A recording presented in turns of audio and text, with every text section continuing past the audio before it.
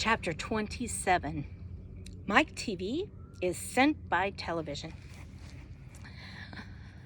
Mike TV was even more excited than Grandpa Joe at seeing a bar of chocolate being sent by television. But Mr. Wonka, he shouted, can you send other things through the same way?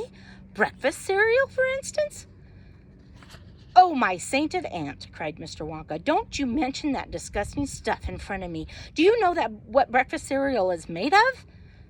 It's made of those little curly wooden shavings you find in pencil sharpeners. But could you send it by television if you wanted to? As you do the chocolate? Asked Mike TV. Of course I could. And what about people? Asked Mike TV. Could you send a real live person from one place to another in the same way? A person? Cried Mr. Wonka. Are you off your rocker? But could it be done? Good heavens, child, I really don't know. I suppose it could. Yes, I'm pretty sure it could. Well, of course it could. I wouldn't like to risk it, though. It might have some very nasty results. But Mike TV was already off and running. The moment he heard Mr. Wonka saying, I'm pretty sure it could, of course it could, he turned away and started running as fast as he could towards the other end of the room, where the great camera was standing. Look at me, he shouted as he ran. I'm going to be the first person in the world to be sent by television. No, no, no, no, no, cried Mr. Wonka. Mike, screamed Mrs. TV, stop, come back. You'll be turned into a million tiny pieces. But there was no stopping Mike TV now. The crazy boy rushed on, and when he reached the enormous camera, he jumped straight for the switch, scattering the Oompa Loompas right and left as he went. See you later, alligator, he shouted, and then pulled down the switch. And as he did so, he leaped out into the full glare of the mighty lens. There was a blinding flash, and there was silence. Then Mrs. TV ran forward, but she stopped dead in the middle of the room, and she stood staring at the place where her son had been, and her great red mouth opened wide. She screamed, he's gone! He's gone! Great heavens, he has gone, shouted Mr. TV. Mr. Wonka hurried forward and placed a hand gently on Mrs. TV's shoulder. We shall have to hope for the best, he said. We must pray that your little boy will come out unharmed at the other end. Mike, screamed Mrs. TV, clasping her head in her hands. Where are you? I'll tell you where he is, said Mr. TV. He's whizzing around above our heads in a million tiny pieces. Don't talk about it, wailed Mrs. TV. We must watch the television set, said Mr. Wonka. He may come through at any moment. Mr. and Mrs. TV and Grandpa Joe and little Charlie and Mr. Wonka all gathered around the televisions and stared intensely at the screen. The screen was quite blank. He's taken a heck of a long time to come across, said Mr. TV, wiping his brow. Oh dear, said Mr. Wonka. I do hope that no part of him gets left behind. What on earth do you mean? Asked Mr. TV sharply. I don't wish to alarm you, said Mr. Wonka, but it does sometimes happen that only about half of the little pieces find their way into the television set. It happened last week. I don't know why, but the result was only that half of a bar of chocolate came through. Mrs. TV let out a scream of horror. You mean only a half of Mike is coming back to us? She cried. Let's hope it's the top half, said Mr. TV. Hold everything, said Mr. Wonka. Watch the screen. Something's happening. The screen had suddenly begun to flicker. Then some wavy lines appeared. Mr. Wonka adjusted one of the knobs, and the wavy lines went away. And now, very slowly, the screen began to get brighter. Here he comes, yelled Mr. Wonka. Yes, that's him. That's him, all right. Is he in one piece? Cried Mrs. TV. Well, I'm not sure, said Mr. Wonka. It's too early to tell. Faintly at first, but becoming clearer and clearer every second, the picture of Mike TV appeared on the screen. He was standing and waving at the audience and grinning from ear to ear. But he's a midget, shouted Mr. TV. Mike, cried Mrs. TV, are you all right? Are there any bits of you missing? Isn't he going to get any bigger? Shouted Mr. TV. Talk to me, Mike, cried Mrs. TV. Say something. Tell me you're all right. A tiny little voice, louder than a squeaking of a mouse, came out of the television set.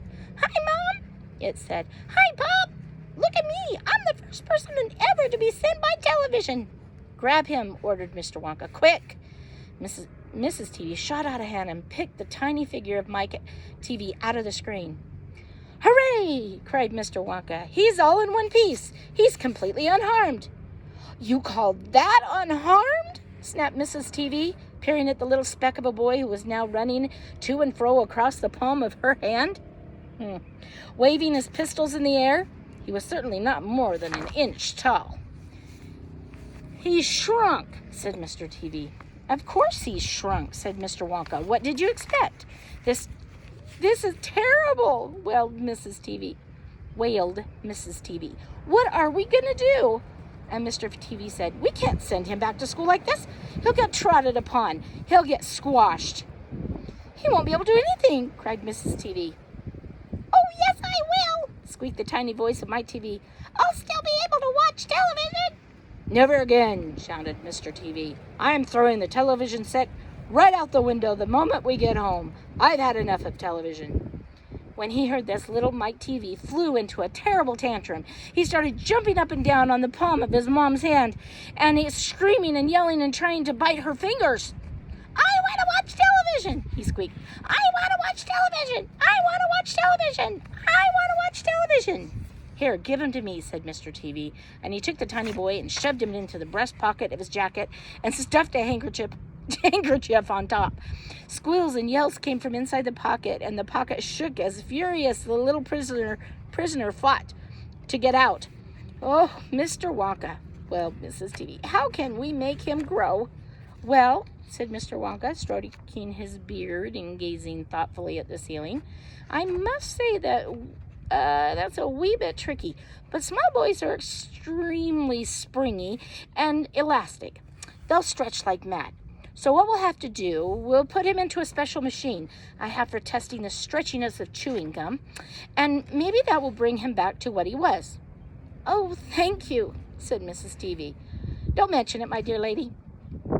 "How far do you think he'll stretch?" asked Mr. TV. "Maybe miles," said Mr. Wonka. "Who knows? But he's going to be awfully thin. Everything gets thinner when you stretch it." "You mean like chewing gum?" asked Mr. TV. "Exactly." "How thin will he be?" asked Mrs. TV anxiously. "I haven't the foggiest idea," said Mr. Wonka. "And it doesn't really matter anyway, because we'll soon fatten him up again. All we'll have to do is give him a triple overdose of my wonderful super vitamin candy. Super vitamin candy contains huge amounts of vitamin A and vitamin B. It also contains vitamin C, vitamin D, vitamin E, vitamin F, vitamin G, vitamin I, vitamin J, vitamin K, vitamin L, vitamin M, vitamin N, vitamin O, vitamin P, vitamin Q, vitamin R, vitamin T, vitamin U, vitamin V, vitamin W, vitamin X, vitamin Y, and I believe it or not, vitamin Z. The only two vitamins it doesn't have in it are S, because it makes you sick, and vitamin H, because it makes you grow horns on the top of your head like a bull. But it does have a very small amount of the rarest, most magical vitamin of them all, vitamin Wonka. "And what will that do to him?" asked Mr. TV anxiously. "It'll make his toes grow out until they're as long as his fingers." "Oh, no," cried Mrs. TV. "Don't be silly," said Mr. Wonka. "It's most useful. He'll be able to play the piano with his feet." "But Mr. Wonka—" "No arguments, please," said Mr. Wonka. He turned away and clicked his fingers 3 times in the air. An Oompa Loompa appeared immediately and stood beside him. "Follow these orders," said Mr. Wonka, handing the Oompa Loompa a piece of paper on which he had written full instructions, "and you'll find the boy in his father's pocket. Off you go. Goodbye, Mr. TV. Goodbye, Mrs. TV. And please don't look so worried. They'll all come out in the wash. You know, every one of them." At the end of the room, the Oompa Loompas around the giant camera were already beating their tiny drums and beginning to jog up and down to the rhythm. "There they go again," said Mr. Wonka. "I'm afraid you can't stop them from singing." Little Charlie caught Grandpa Joe's hand, and the two of them stood beside Mr. Wonka in the middle of a long, bright room, listening to the Oompa Loompas. And this is what they sang. The most important thing we've learned so far as children are concerned is never, never, never let them near your television set, or better still, just don't install the idiotic thing at all. In almost every house we've been, we've watched them gaping at the screen. They loll and slop and lounge about and stare until their eyes pop out. Last week, in someone's place, we saw a dozen eyeballs on the floor. They sit and stare and sit until they're hypnotized by it, until they're absolutely drunk with all that shocking, ghastly junk. Oh yes, we know it keeps them still. They don't climb out the windowsill. They never fight or kick or punch. They leave you free to cook the lunch and wash the dishes in the sink. But did you ever stop to think, to wonder exactly what this does to your beloved tot? It rots the senses in the head. It kills the imagination dead. It clogs and clutters up their mind. It makes a child so dull and blind. He can no longer understand a fantasy, a fairyland. His brains become as soft as cheese. His powers of thinking rust and freeze. He cannot think, he only sees. All right, you cry. All right, you say. But if we take the set away, what shall we do to entertain our darling children? Please explain. We'll answer this by asking you, what used the darling ones to do? How used they keep themselves content before this monster was invented? Have you forgotten? Don't you know? We'll say it very loud and slow. They used to read. They used to read and read and read and read, and then proceed to read some more. Great Scott, gadzooks. One half of their lives was reading books. The nursery shelves had held books galore. Books cluttered up the nursery floor, and in the bedroom by the bed, more books were waiting to be read. Such wondrous, fine, fantastic tales of dragons, gypsies, queens, and whales, and treasure isles and distant shores, where smugglers rowed with muffled oars, and pirates wearing purple pants, and sailing ships, and elephants, and cannibals crouching round the pot, stirring away at something hot. It smells so good. What can it be? Good gracious, it's Penelope. The younger ones had Beatrice Potter with Mr. Todd, the dirty rotter, and a Squirrel Nutkin, Pigling Band, and Mrs. Tiggly Winkle, and just how the camel got his hump, and how the monkey lost his rump.